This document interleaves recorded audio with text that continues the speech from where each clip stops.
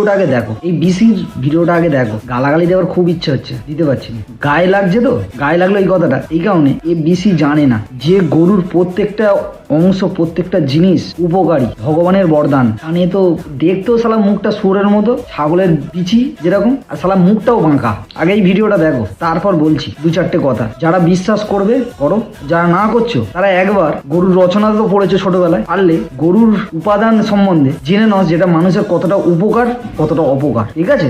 অন্ধভক্তদের সাথে পার্থক্য কি জানো আমাদের? আমরা খাই গরুর মাংস আর দুধ, তারা খায় গরুর গোবর আর মুখ।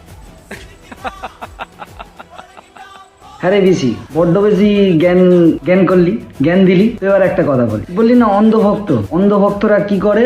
ওরা খায়, তুই খাস গরুর দুধ খাস আর মাংস খাস। কেন দুধ খাস? তুই তোর মায়ের দুধ খাসনি?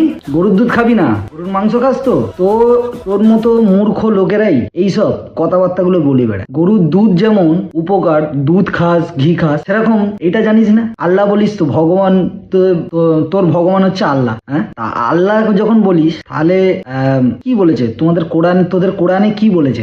তোদের কোরআনে গরু খাওয়া গুনাহ আছে। বিশ্বাস না হলে গিয়ে দেখ, কোরআনটা পড় আগে। আর অন্ধভক্তরা গরুর মুত খায়, গরুর গোবর খায়। আরে হারামজাদা, গালাগালি দিতে তো অনেক কিছু ইচ্ছা হচ্ছে, তুই বড্ড বেশি জ্ঞান দিস না সোশ্যাল মিডিয়াতে এসে। আমি অনেক শুনি, তোর মতো মূর্খ লোক এই দুনিয়াতে, এই জগতে কেউ হয় না। শুধু সোশ্যাল মিডিয়ার পাওয়ারে শুধু তুই উঠছিস, নাহলে তোর এমন কোনো শিক্ষাগত যোগ্যতাও নেই, শিক্ষাগত জ্ঞানও নেই। গরুর মুতে কি থাকে জানিস? একটু বইয়ের পাতায় যদি বই যদি পড়তে যেতিস তাহলে জানতিস। বইয়ের পাতায় তো পড়িসনি কোনোদিন, মাদ্রাসা ছাপ। গরুর গোবরে কি থাকে জানিস? সেটাও জানিস না।